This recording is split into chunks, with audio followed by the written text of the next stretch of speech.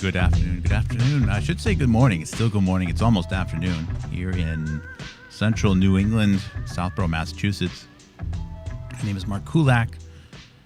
It is 11:53 a.m. in the morning, Eastern Standard Time, Boston, New York City time, on Sunday, September the 10th, 2023.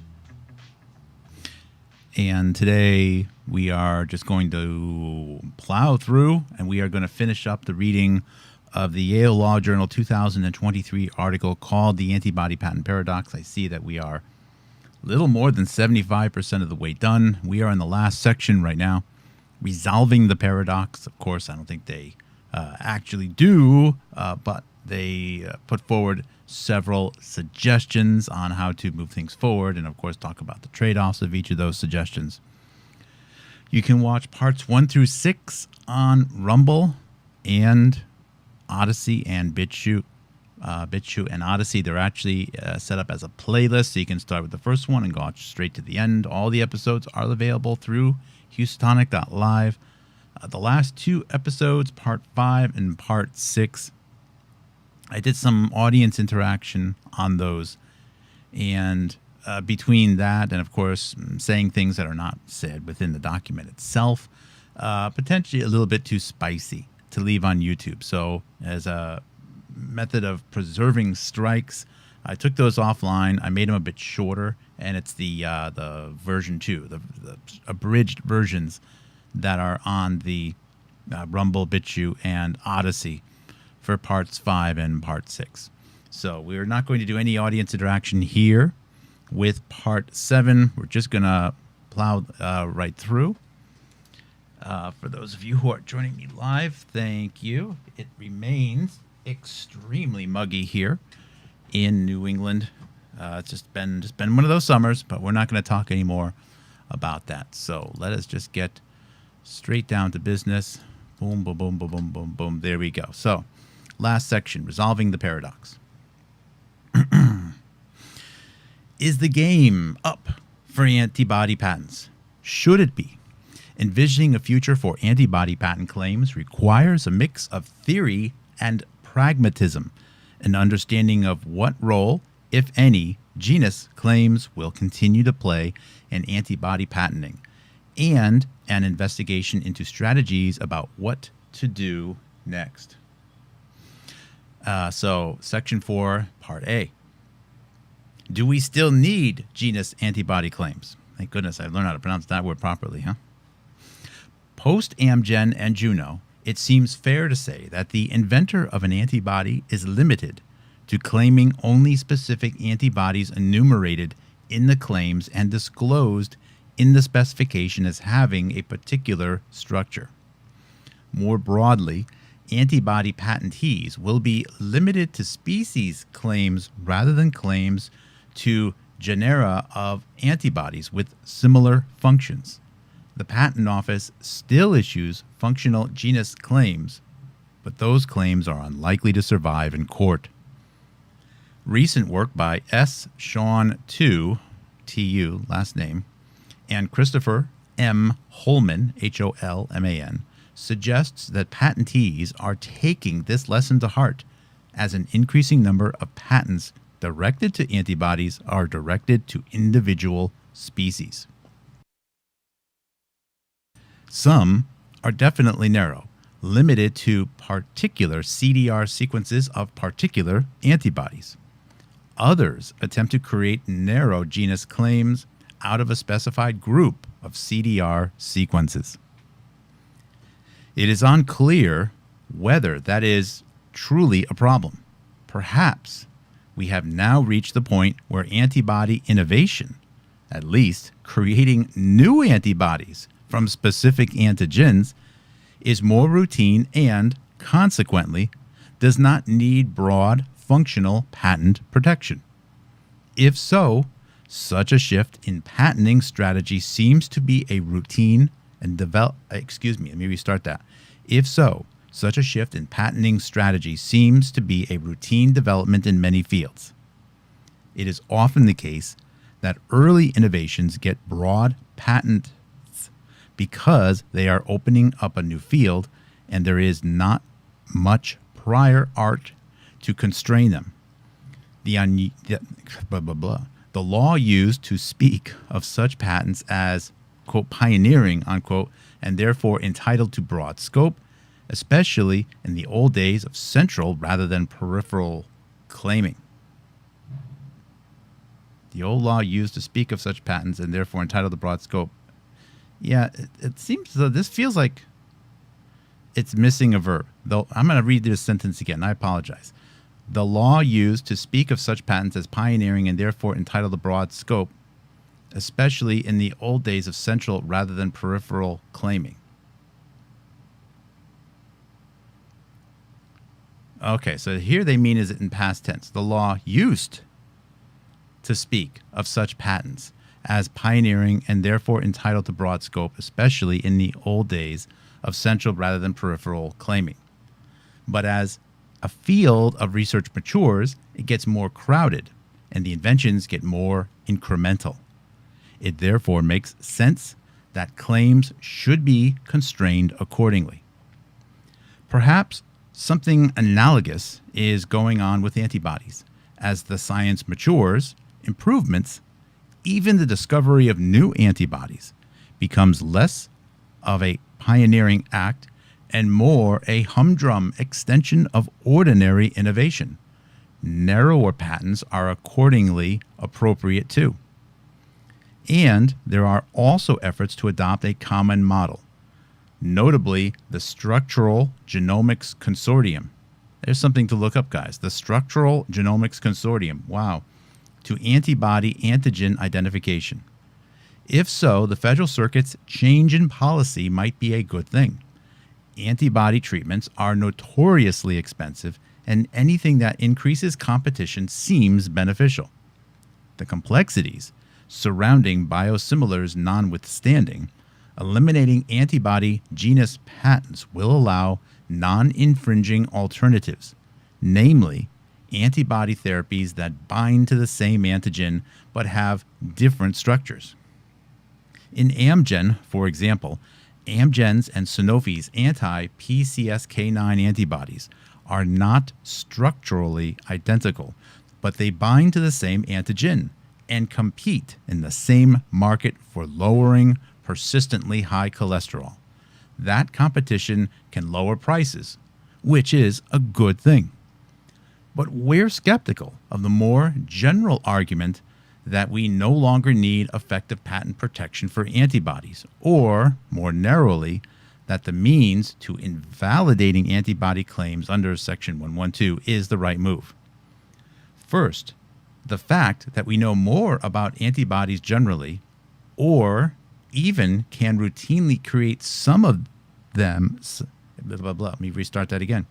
First, the fact that we know more about antibodies generally, or even can routinely create some of them from known antigens, doesn't mean we have anything close to a systematic way of generating antibodies with particular characteristics and therapeutic effect from scratch. Even in the year 2020, a systematic review of the computational antibody design compared the technique to, quote, arduous experimental approaches that are the current standard in antibody discovery, unquote. To the contrary, what we've learned is that different structures can produce similar effects and vice versa. Narrator's note, sorry. Yesterday, I quoted Robert Malone, a quote that was highlighted only by my friend and scientist J. Joseph Cooey, PhD, or JJ or Jonathan, whatever you wish to say, of Gigahome Biological. And what Dr. Robert Malone, or Robert Malone, PhD, said was antibodies are not I have to make sure antibodies are not a correlate of immunity. Now, hopefully I'm not taking that too far out of context. That's not my point. I want to make it simple, though. I suggested in part 6 that what Malone was suggesting was antibodies may not be relevant. And that was too bold of a statement, and I shouldn't have said it like that. What Malone is talking about is the correlation of immunity and the correlation of protection. He didn't necessarily say antibodies have no role at all. What he said was they're not a good correlate. All right. Now, that would mean that what he's not saying is what this document here is highlighting. This is why highlighting this document sounds like a patent document, but I'll references. It has over 400 scientific citations in here. This is a science-heavy legal document, legal reflection. And what Malone isn't saying there is that there's so much variability in antibodies, and what similar antibodies can do in different people, or some antibodies targeting multiple things, but the range of things that they target being different in different people, possibly even at different times.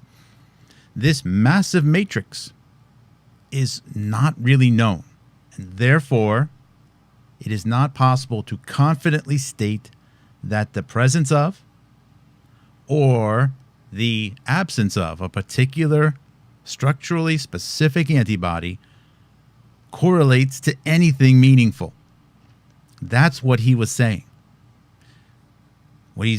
So it sounds like was at first was saying antibodies are irrelevant. No, what he's saying was it's unknown. Now that's something he's never really expressed before. This document here talks about the antibody patent paradox, which comes from, as we know more about antibodies, as we be able to describe the structure with more detail, we've learned more about this almost galactic range of variability in antibody structures and roles that they have in different people even, or different, not to mention different organisms.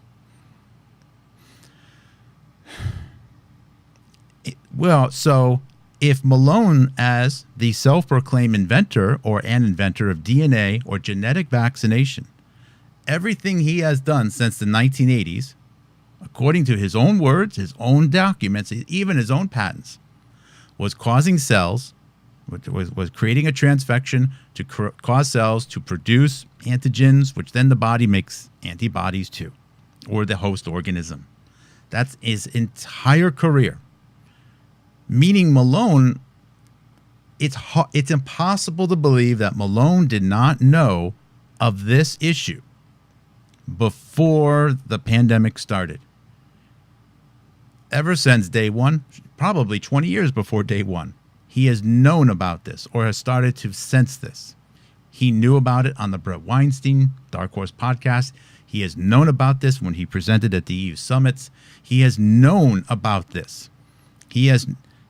This doesn't mean that his work as a scientist or whatever the role was is irrelevant. What it means is that he has been not disclosing a major topic.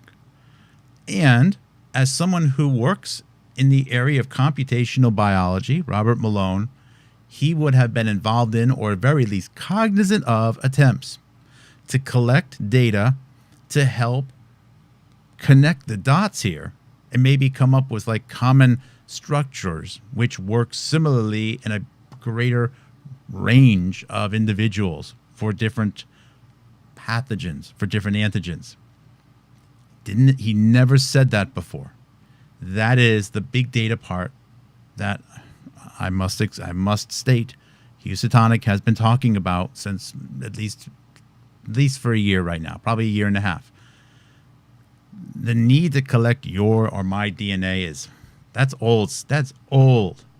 What they need is to know how different DNA, different people, results in different transfection, different proteins created, and even then also map how different antibodies are created in response to those antigens, and then start doing mappings and correlations with the big data computers. That's what they need. One copy of one DNA on one day is nothing. That's like collecting, that's like recording a song with the frequency at one moment in time. That's not, all you know is a frequency at one fraction of a second. at maybe, what's the sampling rate? I don't know, 120 times a second. That's one pitch, and that's it. What we really need is the data of every second, of every fraction of every second of the full length of the song to be able to have captured the song. And Malone must have known this. Now, there could be some national security reason why he's not able to talk about it.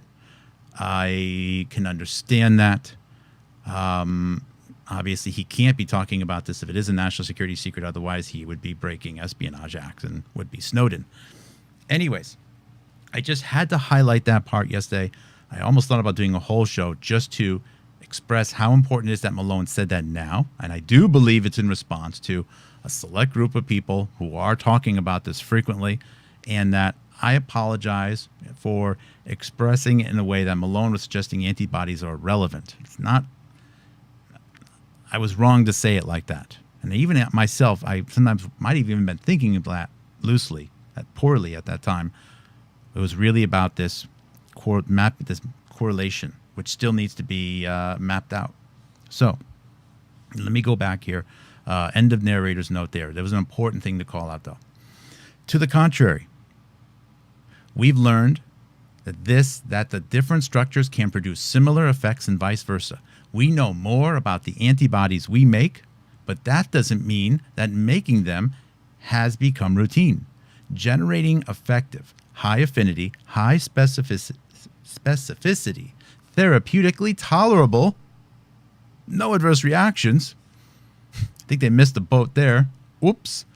Scalable, soluble, non-immunogenic antibodies remain a challenge, and failures still abound.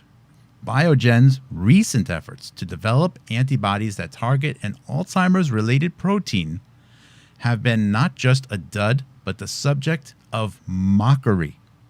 There is still good reason to encourage investment and some form of patenting in the task of identifying new antibodies. We think this is true despite the existence of other forms of incentives, such as trade secrets or regulatory protections associated with developing new biologics. Trade secrecy can, of course, encourage investment in costly, difficult, or uncertain technologies. But for antibodies, trade secrets seem too blunt an instrument to best mediate the trade-off between innovation and follow-on competition. Secrets related to the antibody itself will often have to be disclosed if the antibody is administered to patients. Secrets related to the making of the antibody, by contrast, may create IP protection that is too effective. This is because trade secrets often render a significant portion of the antibody manufacturing process opaque, making it difficult, if not downright impossible, for competitors to develop their own antibodies through similar means, even if those antibodies have different functional characteristics. At least here, patent protection seems to be an improvement to the alternative.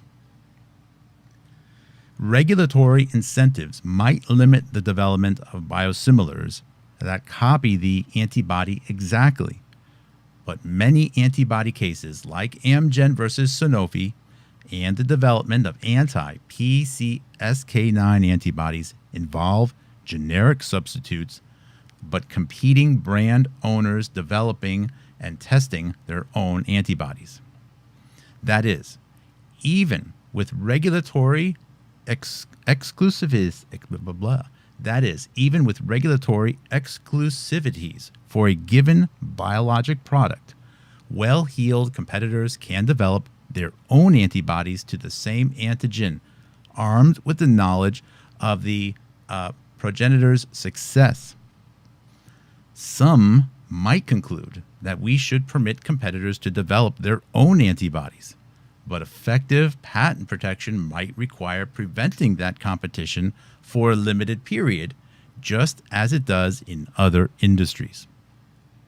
Second, while at least some diagnostic antibodies have been around for decades, The move into the more promising and lucrative field of therapeutics is much newer. The hurdles to FDA approval for antibody therapies remain, despite major successes, stubbornly high, with failures still routine. This suggests that we are far from the point of diminishing returns of encouraging investment in antibody innovation. Even if antibody generation from a known antigen is much simpler today than it was in, say, 1984, when Chiron first applied for patents covering its antibody, that doesn't mean that getting such a therapy across FDA's finish line has gotten substantially easier. Whoa. Narrator's note. Narrator's interjection. Shocking, again, how important Chiron Corporation is. I say that because an important early scientist that worked at Chiron Corporation was Nancy Hagewood, someone who has known Robert Malone and Malone's associates, including Gary Rhodes and John Wolfe, the late John Wolfe of University of Wisconsin. Also noteworthy that Hagewood was one of the central characters in a book called Big Shot AIDS Vaccine, which I have not finished narrating, by the way. I need to go back to that puppy. The week after September 11th, 2001, a book that took 4 years to write. It just happened to be released before a potentially planned bioterrorism attack in New York City in October or November 2001. Also fascinating because Nancy Hagewood was the person that provided some evidence, her word of mouth basically, to the FBI that Bruce Ivins was the sole person responsible for the anthrax letter attacks in October of 2001 because he pursued her and made her feel a little uncomfortable in college. It's not even clear if they ever even met, by the way. Maybe they did, maybe they didn't. We don't know. Anyways, something of note. Instead, broader, narrator's note over. Instead, broader patents covering multiple embodiments likely give larger pharmaceutical developers some solace that they will have the time and exclusivity to optimize antibody candidates. Narrowing claiming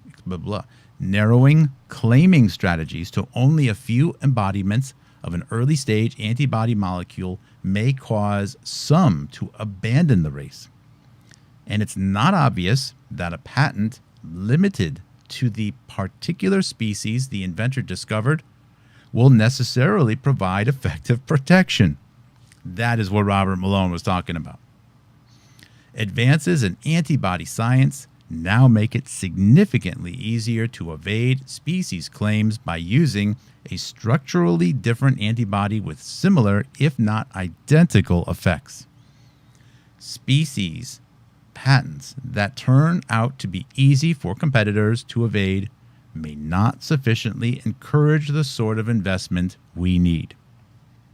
At the same time, there are good reasons to worry about pure functional claiming because it forecloses not just easy equivalents, but potentially very different antibodies that might have different practical and therapeutically important effects. Enbrel, Humira, and Remicade, or Remicade, all target the same antigen, for example, but have different indications. And the substitution of humanized for murine or mouse antibodies in Chiron versus Genentech, Les Weinstein, the trumpets for Les Weinstein are going over. This is why Brett and Eric Weinstein are popular.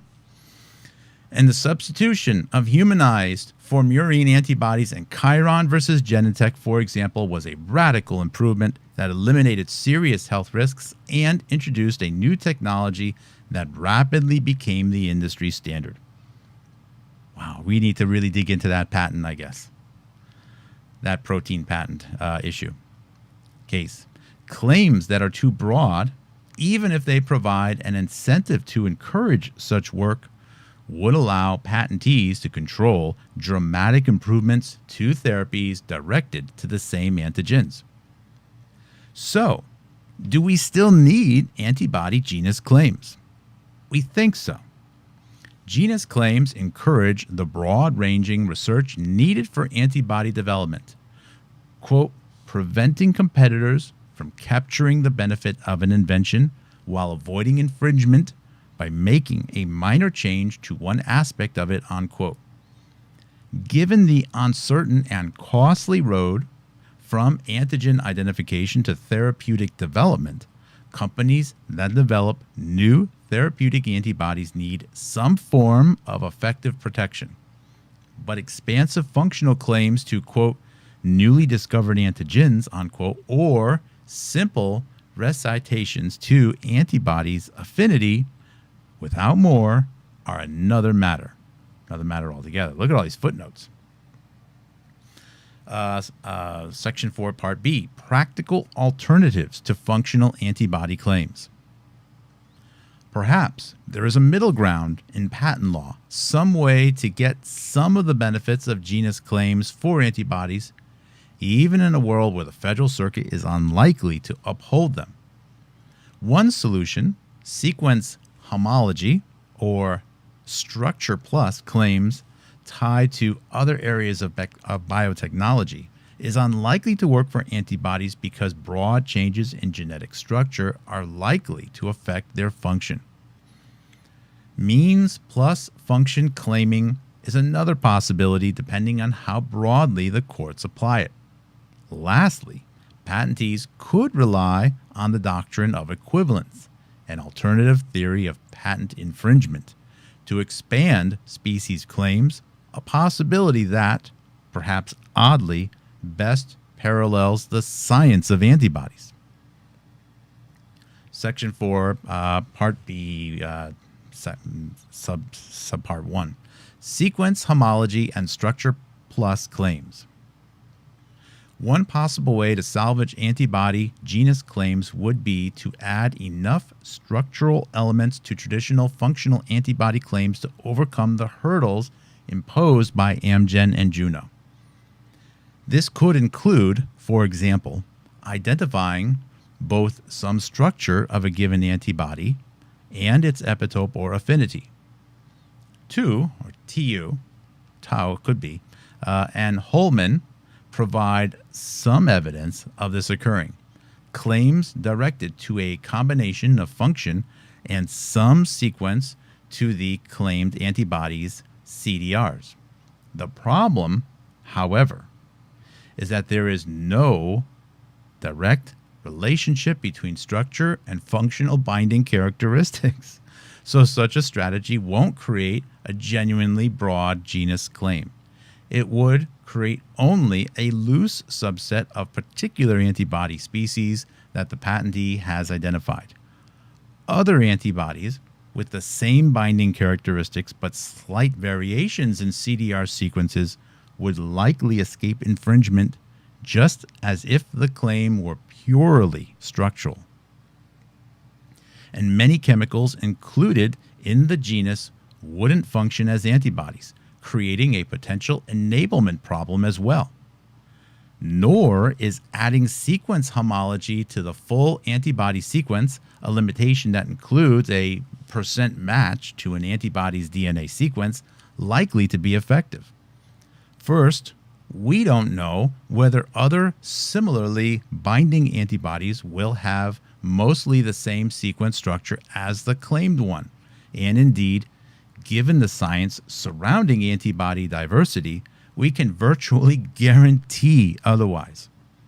Homology claims for antibodies might be easy to evade and, in any event, it's not clear that sequence homology claims would avoid condemnation in the Federal Circuit's war on genus claims.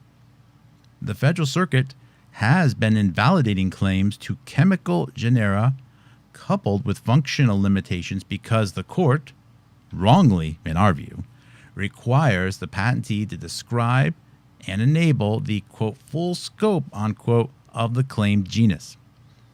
The court today interprets this to mean that patentees must disclose for all species in a claimed genus which ones will perform a given function and which ones won't.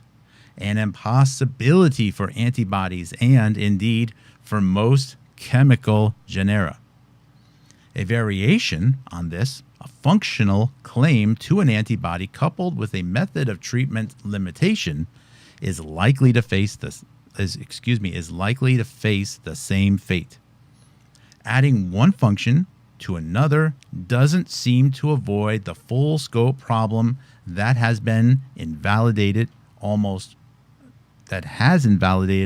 all life science genus claims in the last 2 decades.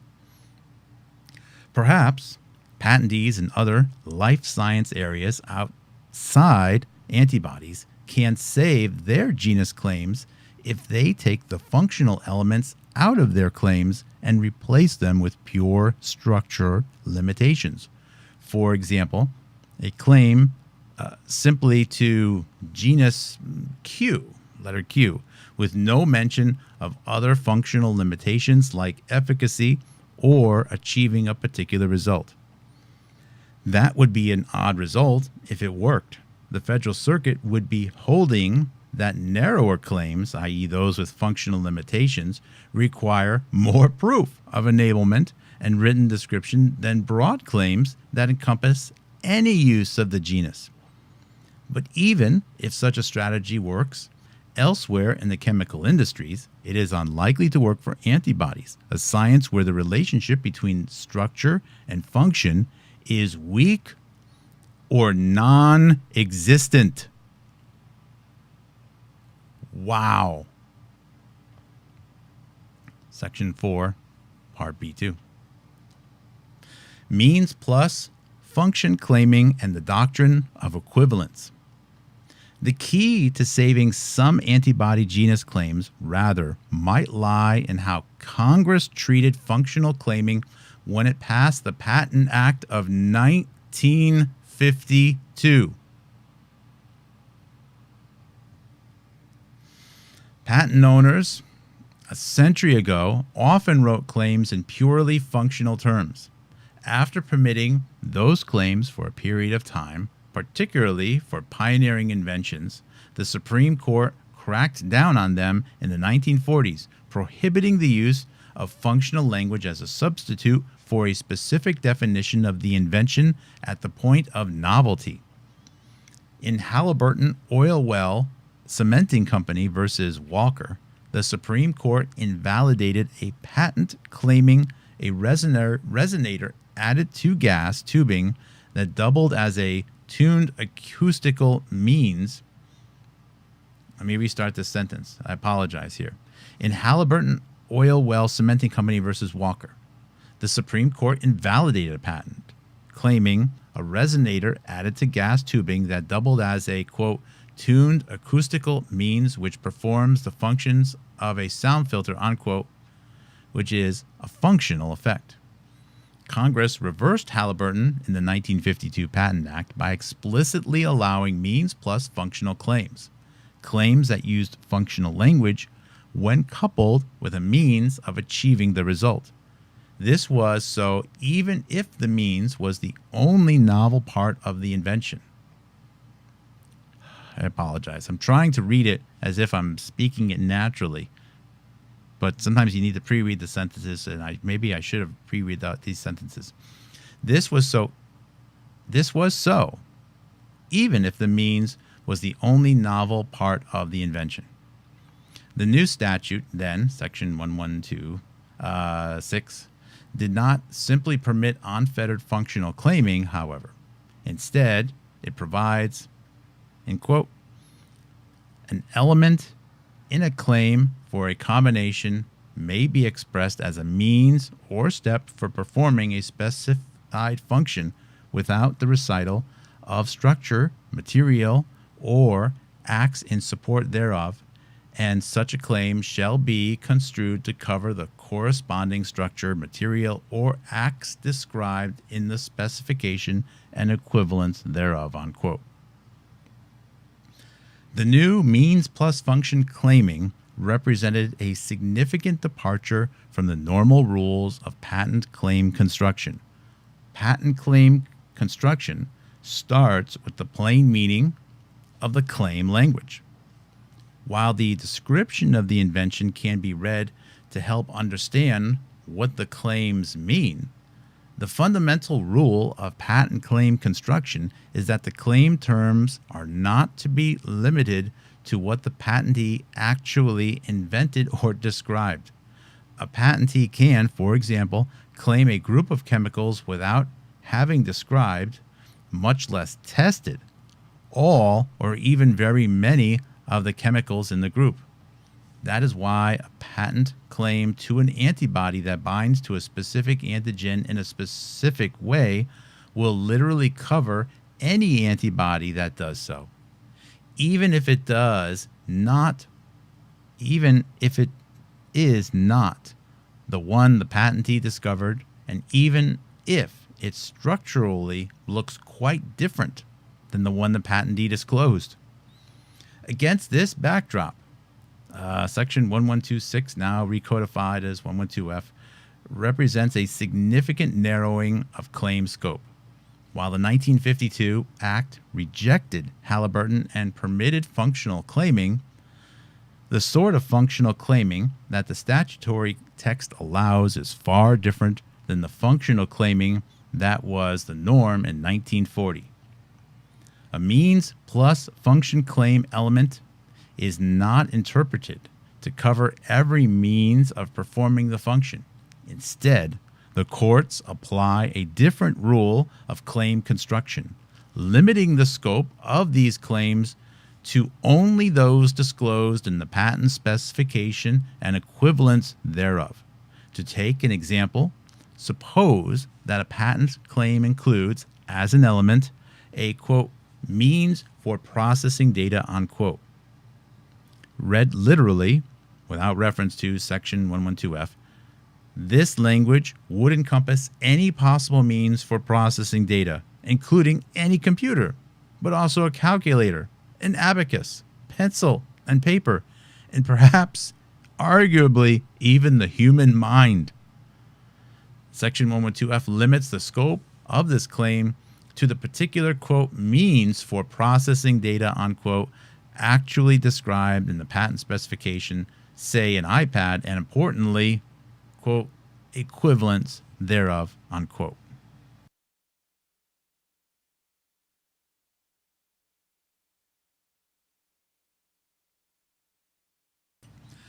For antibodies, the means plus function claim format offers an intriguing intermediate possibility between pure functional claims and narrow species claims.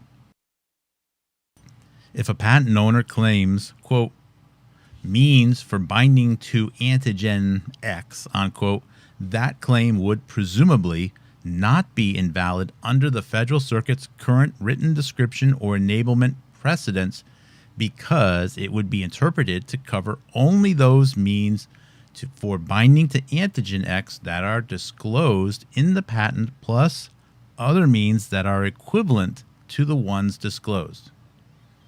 This means that such a claim would satisfy written description requirements because it would not, quote, cover an enormous number, millions or billions of candidates, unquote, only those disclosed in the specification.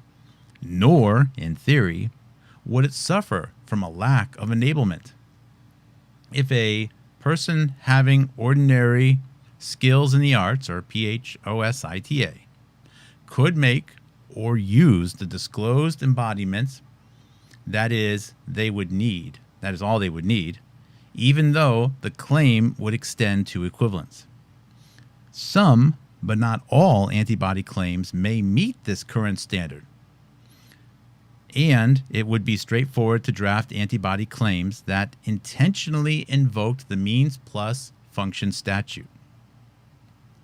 I want to read that sentence again, make sure I read it properly. Some, but not all antibody claims may meet this current standard, and it would be straightforward to draft antibody claims that intentionally invoked the means plus function statute. We think patentees like Amgen and Juno, who disclosed multiple working examples, could easily take advantage of our approach. The ultimate question, though, equal parts science, philosophy, and claim construction, is what antibodies are, quote, equivalent, unquote, to the ones the inventor disclosed. The ultimate question, though, equal parts science, philosophy, and claim construction, is what antibodies are, quote, equivalent, unquote, to the ones the inventor disclosed. The formulation typically used for such assessments is not terribly helpful. Two limitations are equivalent if the differences between them are, quote, insubstantial, unquote. But other tests offer more helpful guidance.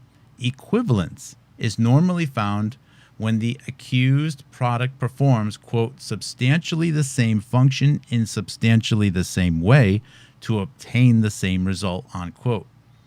Some courts even speak of, quote, known interchangeability, unquote, between the products. The traditional doctrine of equivalence expressly encompasses later developed equivalence, which is likely to include most cases of structurally different antibodies with identical functions. Even with massive structural differences between them, two antibodies that bind to the same epitope with the same binding affinity and avidity certainly seem to perform substantially the same function in substantially the same way and presumably achieve the same result. Thus, an antibody claim written in means plus function format should cover other antibodies that achieve the same function, even if they are structurally quite different. The structural differences likely don't matter to the function way result test, and they avoid the invalidity problems that plagued Amgen and Juno. At the same time, such claims are not as broad as the court in those cases feared. Antibodies that bind to a different epitope or do so with different binding characteristics likely don't work in substantially the same way and so would not be infringing. Interestingly, this is true even if the two antibodies are structurally similar. Thus, equivalence in means plus function claiming offers the possibility of antibody claims that are not so broad as to fail the Federal Circuit's new test, but sufficiently broad to capture different antibodies that share their functional characteristics. For this strategy to work, however, the patentee must write claims in means plus function format, something that has yet to become popular among patentees. Notably, it appears absent from the most recent empirical assessments of antibody claiming practices. Patentees would also need to decide how to describe the function. Is the invention a, quote, means for binding, unquote? A, quote, means for targeting, unquote, a particular antigen? A, quote, means for interacting with, unquote, a particular molecule? We don't deny that there would be difficulties in drafting means plus function claims for antibodies, and we don't venture a guess as to which of these terms or others is optimal. But one of the virtues of means plus function claiming is that it is flexible enough to incorporate a variety of approaches, and it allows antibody patentees to avoid tethering either the means or the function part of their claim to the vagaries of antibody structure. We strongly suggest that patentees interested in avoiding this structure trap begin to think about means plus function claims when filing new antibody patents.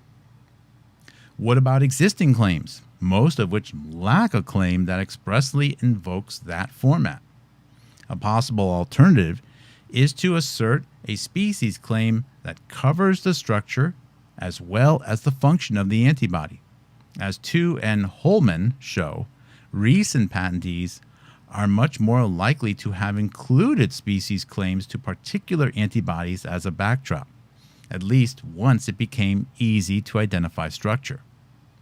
While that claim will not be literally infringed by a different antibody, it might be infringed under the traditional equitable doctrine of equivalence. That doctrine applies to the same basic tripartite function way result test that courts use to assess means plus function claims, with some differences that broaden its reach and some that narrow it. The traditional doctrine of equivalence also expressly encompasses later developed equivalence, which is likely to include most cases of structurally different antibodies with identical functions. What if a patentee just wrote its original claim in the functional format the Federal Circuit used to accept but no longer does?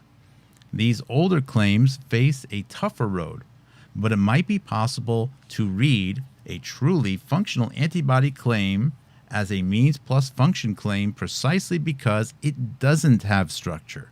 At least the Federal Circuit has redefined that requirement to mean the structure of the antibody rather than the antigen. Lots and lots and lots. Look at all these references here. And Section 4, last one, Part B, 3, policy implications.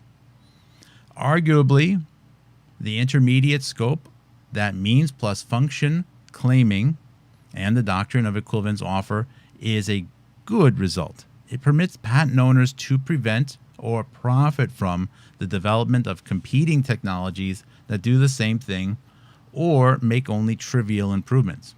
But it also leaves open the possibility of someone else identifying a different antibody that works in a different way, binding to the antigen at a different site, or doing so more effectively. Important considerations in antibody development. We recognize such a claim isn't likely to fully satisfy patent owners used to owning functional antibody genera, nor is it likely to satisfy challengers who want to be able to sell different molecules that happen to work just like the patented one. But the imperfect competition means plus function claiming offers might be as close as we can get to the social optimum in the patent system, at least for antibody claims. It gives patentees some security against the risk of near-perfect substitution, allowing them to recoup their considerable investment. It would prevent broad functional claims on antibody technologies arising from accidental discoveries or basic research, while tailoring such rights to those more likely to require substantial investment and actual reductions to practice. And it certainly gives patentees more security than the current law does, especially after Amgen and Juno. But it also has the added virtue of giving challengers an incentive to find new, and hopefully better, antibodies with different characteristics, balancing incentives for initial inventors against incentives for improvers. This intermediate level of protection is crucial, in our estimation, for non-therapeutic antibody technologies, which are often overlooked in discussions surrounding innovation policy. What's a non-therapeutic antibody technology? There are a host of possible innovation incentives for therapeutic antibody developers that don't include the blunt instrument of patent protection, such as trade secrecy and regulatory exclusivities provided by FDA.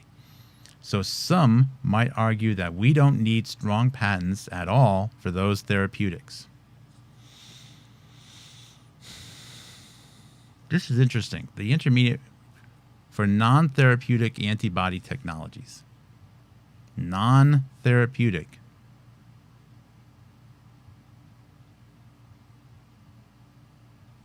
Does that mean vaccines?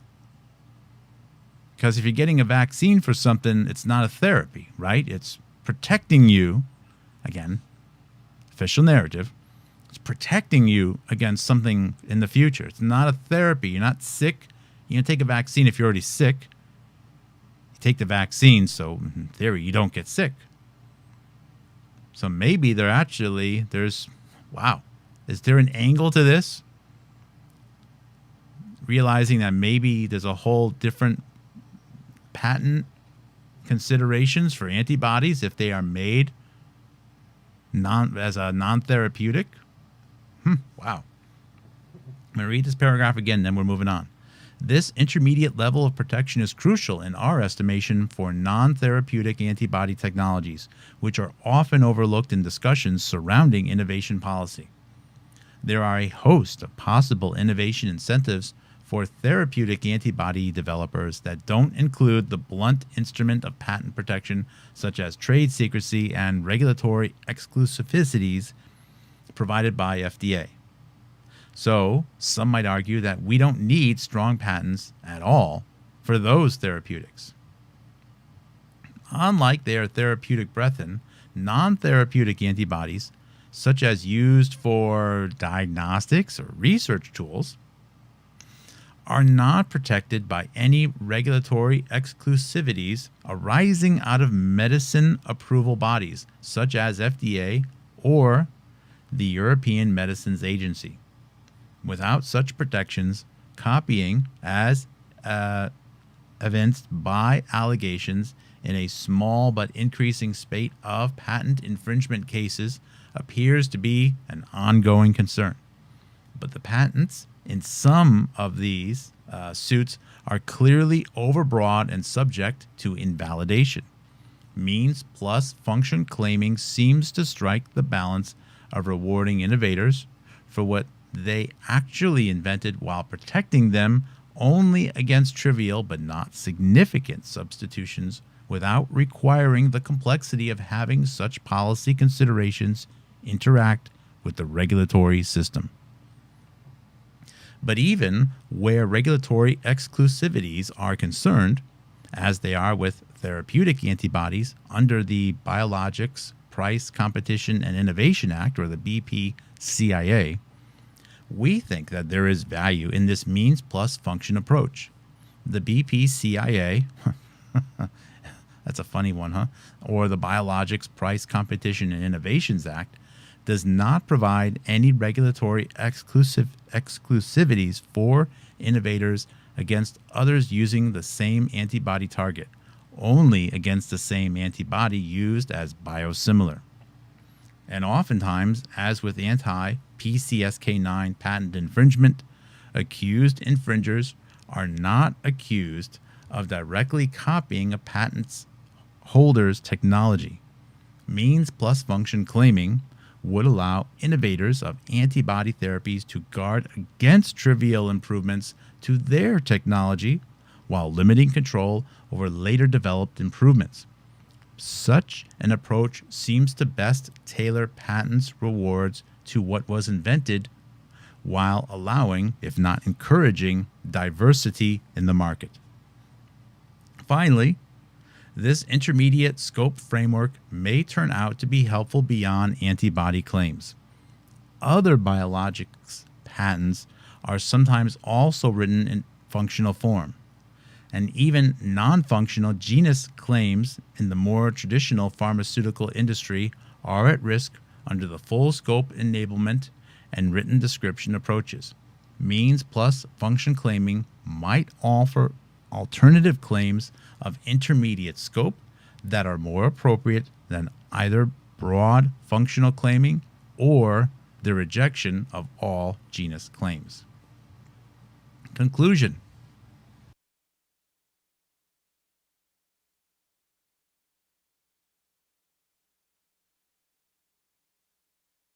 Excuse me.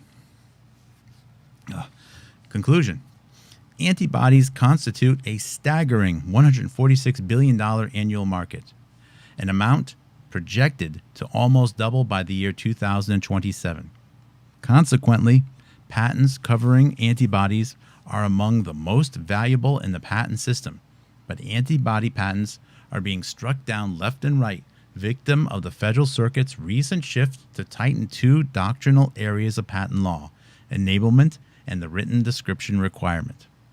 For each, the Federal Circuit has heightened requirements that patentees disclose or teach how to make and use the, quote, full scope of their inventions. There are good reasons to be skeptical of the Federal Circuit's attack on genus claims in chemistry generally, but it seems to be a particular problem for antibodies. Applying the Federal Circuit's reinvigorated written description and enablement requirements to antibodies and their chemical structure fits poorly with the science underlying the molecules themselves. Immune receptor production, a semi-random and expensive process, produces antibodies that are startlingly different in both structure and function. There is no way to write functional genus claims to antibodies that satisfy the court's current tests.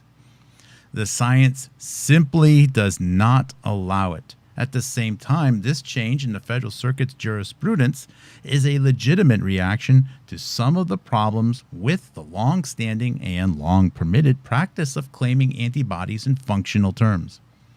Functional claiming can lead to overbroad patents that stifle future innovation, as it has done in the software industry.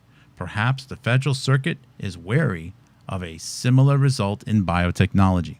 Fortunately, we think that there is a middle ground, a new, or really quite old, form of patent claiming drafting that gives inventors effective control over true substitutes without giving them the power to block all real improvements. Means plus function claims and infringement by the equivalents. These doctrines limit patentees to claiming only the specific structural features of antibodies they both possessed and described, but also entitle them to assert their patents against antibodies with equivalent functions but different structural characteristics. If the economics of intellectual property center on balancing a need for protection beyond the literal invention and allowing improvements, this seems to be a step in the right, or at least doctrinally permissible and economically sensible direction. Whether patentees opt for this solution remains to be seen. Recent empirical evidence on antibody claims has yet to document any such shift. Patent attorneys might need to get over their historical reluctance to writing their claims in such a fashion. Our solution won't give patentees everything they want, but they just might find that it gives them what they need. Well, if it wasn't for a guaranteed content strike or copyright strike, I would play a little bit of Rolling Stones, which I'm really not a big fan of, but they are a big part of the culture. A little bit of Rolling Stones at the end. Can't always get what you want, might always get what you need. But that concludes the reading. It's a 75, 80-page document. As you can see, there's over 400 footnotes. This is not just a couple of lawyers, just wandering around the halls of Yale, speculating about the legal stuff. This has been reviewed, I'm sure, by quite a few people. Matter of fact, there's a list towards the front. This is a science-heavy article. It will probably need to be read by you in your own cadence. This has just been my first full reading. You can see all the paradoxes. You can see all the problems. You can see everything that is being masked here. You can see some of the resistance, if you will, the truth and freedom, health, transparency, whatever. Movement is, and the dark web is being littered, filled, whatever you want to call it, with people with patent expertise. This is not an accident. It's not an accident. If everyone at the forefront was a specialist in replacing mufflers, you'd go, that's odd. No, they are all patent experts. That means something. There's probably a lot of stuff in here. I really want to understand the differences of the therapeutic versus vaccine versus the research antibodies. This whole new method of medicines which are being used that cause the body to express antigens, which are not even expressed similarly in everyone. Even that is a range that this document does not get into.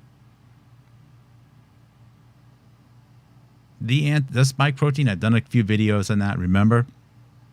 You can have exactly the same formula. Not to mention, we don't know how they guarantee that every single piece of mRNA in every single vial is 100% absolutely identical. I keep hearing over and over again that there's rare errors all the time. If that's true, how many different slight errors have there been injected into people? In addition to that, we know that there is a variety of epigenetic conditions that result in different ways that cells express proteins, or fold proteins, if you will. We know that one's own DNA can factor in and even the ribosome used. It's known that there's hundreds of thousands of ribosomes in a single cell, and they don't all function the same based upon their proximity within the cell itself. All of these conditions impact how the protein is constructed and folded. So we have this massive range in spike proteins, the spike protein deception, massive range. In addition to that, we have different people making different antibodies differently. How is this ever going to be figured out? I think all of these stories, all of this research connects somehow. Anyways, thank you for spending your time with me. 1 hour in. I'm so glad we have this done. It is a Sunday. Still hope to do a Sunday show tonight at 7 or 8 o'clock. It will be episode number 666. Let's do it. Today's Sunday, September 10th, year 2023. Start of year 5 for Houstonic Not Live. Thank you, everyone, for joining. Have a blessed rest of the day. Don't remember, what's today's wisdom? God didn't give you any challenge that you do not have, that he did not bless you with the ability to meet. Remember that. Remember that. Get to work, everyone. God bless.